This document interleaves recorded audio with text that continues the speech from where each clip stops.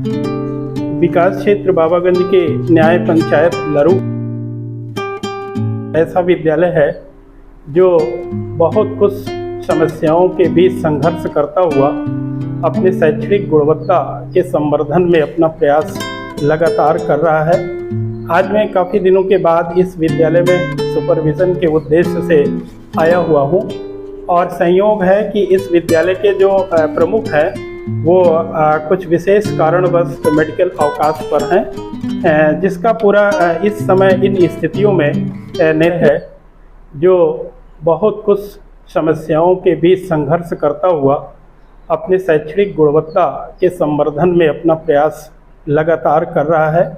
देश से आया हुआ हूँ और संयोग है कि इस विद्यालय के जो प्रमुख हैं वो कुछ विशेष कारणवश मेडिकल अवकाश पर हैं, जिसका पूरा इस समय इन स्थितियों में नेतृत्व प्रदान कर रहे हैं इस विद्यालय में हमारे प्राथमिक विद्यालय बल्ला के सहायक अध्यापक परम आदरणीय मौसम नारायण सर। मौसम नारायण सर अपनी पूरी ऊर्जा, अनुभव और ज्ञान के साथ बच्चों में जो आलोक बिखेर रहे हैं वो वास्तव में बहुत ही अविस्मरणीय है। उनमें चार्ज मिला हो विद्यालय के गतिविधियों को संभालने का, वो इतने बड़े लगाव के साथ बच्चों में एक ऐसे ऊर्जा का संचार कर रहे हैं जो वास्तव में यदा कदा ही देखने को मिलता है। तो सबसे पहले मैं मौसम सर को हार्दिक अभिनंदन करता हूं, प्रणाम करता हूं और सर की एक अनुशासित दिनचर्या अपने विद्यालय में बच्चों को सुव्यवस्थित करते हुए वहां की दिनचर्या को बिना बाधित किए हुए बराबर होमवर्क वगैरह देते हुए इस विद्यालय को भी इस समय इन स्थितियों में उसका संचालन कर रहे हैं। और मैं जब इस विद्यालय में पहुंचा तो ये बच्चे भी पूरे डिसिप्लिन के साथ अपने पठन पाठन में रत थे। ये बच्चे चूँकि यहाँ की जो स्थिति विद्यालय भवन की है वो बहुत ही जर्जर है और जर्जर इस रूप में है कि सर से अभी हमें पता चला कि जब कभी भी मौसम प्रतिकूल होता है तो यहाँ से ये जो छत की जो चीज़ें हैं, छड़ भी यहाँ पर जो दिख रहा है, यहाँ से भी कुछ ना कुछ चीज़ें ऊपर से बहुत ही जर्जर होने के कारण, कमज़ोर होने के कारण चीज़ें नीचे गिरती हैं और हमेशा जो है स्थिति खतरनाक बनी हुई होती है।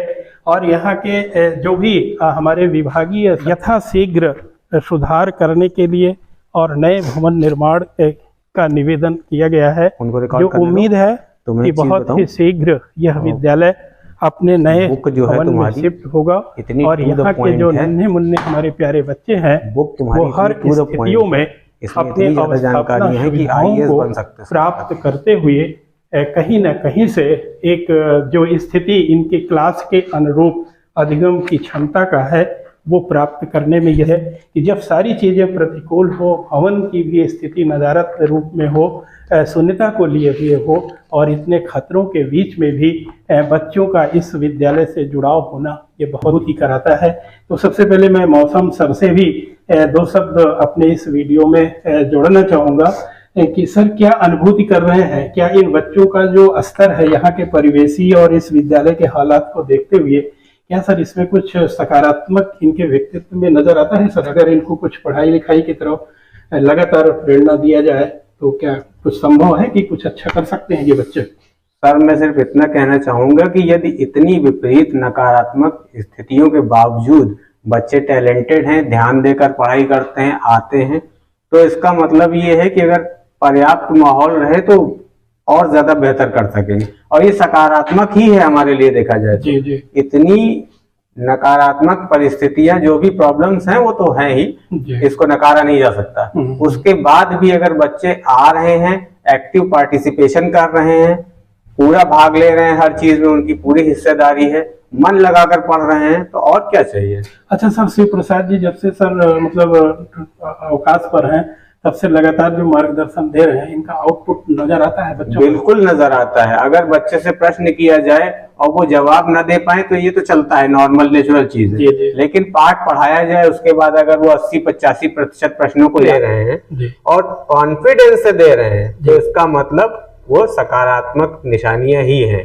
तो इसका मतलब हम ये कह सकते हैं कि अगर विभागीय हमें सपोर्ट जो वास्तविक रूप में हमारे संसाधनों के संदर्भ में है ये व्यवस्थित कर दिया जाए, तो मुझे नहीं लगता है कि बड़ी सी बड़ी परीक्षाओं में हमारे यहाँ के बच्चे जो है क्वालिफाई कर पाने में अक्षम होंगे। बिल्कुल नहीं, क्योंकि एनईपी जो है उसका लक्ष्य जो है उसके हिसाब से किताबें बहुत अच्छी आ गई हैं अब। जी। बहुत ज्यादा सुधार है जी। और इनमें जो कोर्स है वो एक्चुअल में पूरा करिकुलम है, और इतनी अच्छी किताबों के होने के बावजूद भी अगर बच्चे डेवलप ना कर पाए तो फिर वो तो हम लोग की कमी होगी ना। सर मैं एक देख रहा हूँ कि आपके व्यक्तित्व का जादू बच्चे बहुत ज्यादा आपसे एकदम जुड़ाव में है।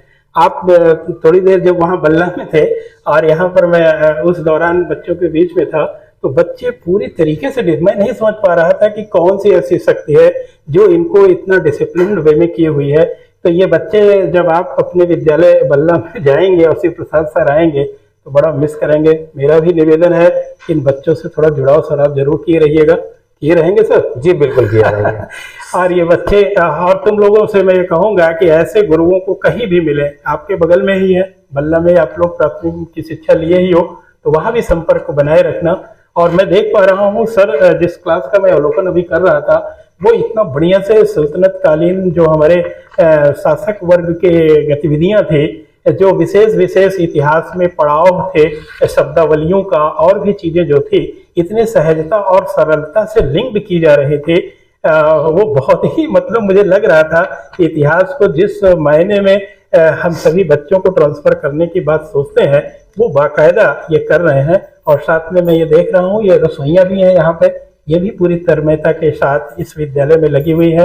तो मुझे ऐसा लगता है कि यही सब कारण से हमारा विकास क्षेत्र बाबागंज कुछ अपनी अलग अनुभूति कराता है। और हम लोग भी जब ऐसे विद्यालयों में सुपरविजन के लिए जाते हैं तो पहले तो हताशा हमारे साथ होती है, लेकिन अगर विद्यालयों में पहुंचते हुए जब गुरुजनों के हौसलों को और गुरुजनों के किए जाने वाले इस साहसिक प्रयासों को देखता हूं तो मन बहुत ही प्रफुल्लित होता है, ऊर्जित होता है और स्वयं में हम लोग उत्साहित होते हैं।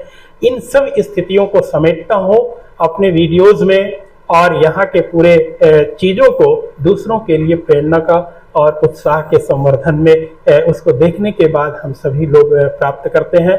तो ऐसे गुरुओं को मैं, चूंकि मेरा भी एक समय सीमा बनी हुई है, थोड़ी ही समय के लिए विद्यालयों में जाना होता है, तो इतने ही भर के लिए सबसे मैं अभिवादन करते हुए जरूर मेरी इच्छा होगी कि सर के अब बल्ला विद्यालय, चूंकि हमारे बड़े भैया जयराम सर का डॉक्टर विद्यालय है इसलिए वहाँ पर नियमित हम लोगों का सुपरविजन नहीं हो पाता है, लेकिन अब जरूरत है कि ऐसे गुरुओं का दर्शन करने के लिए अब उस विद्यालय में भी मुझे अनधिकृत रूप से भी यदा कदा जाना होगा। मौसम सर को बहुत बहुत अभिनंदन करता हूँ और इन बच्चों के इस किस्मत को मैं जो इन गुरुओं को इनके साथ इन स्थितियों में जोड़ा हुआ है, और ऐसे ही हम सब लोग मिल करके अपनी जिम्मेदारियों का वहन अगर करते रहेंगे तो परिस्थितियां चाहे जितनी विषम हो, प्रतिकूल हो, हम सब लोग एक नए भारत का जो एनईपी में कल्पना किया गया है नेशनल एजुकेशन पॉलिसी 2020 में, वो सब हम लोग साकार करें। क्यों सर? बिल्कुल बिल्कुल। और ये सर तो 10 वर्ष जो है कौशाम्बी में लगभग बिताए हैं और वहाँ भी सरकार जो रिकॉर्ड रहा है वो वास्तव में एक आदर्श टीचर के रूप में रहा है। और अभी कुछ दिनों पहले प्रशिक्षण में भी हमारी सर की मुलाकात हुई और वहाँ भी 4 दिवस में सर की सक्रियता बहुत ही देखने लायक थी। और जो मेन मकसद है हम सभी गुरुजनों का बच्चों से जुड़ाव का और उनको ज्ञान को आगे बढ़ाने का, वो सब सार्थक कर रहे हैं। ऐसे गुरुओं को कितना भी प्रणाम, अभिनंदन, आदर, सम्मान किया जाए कम है।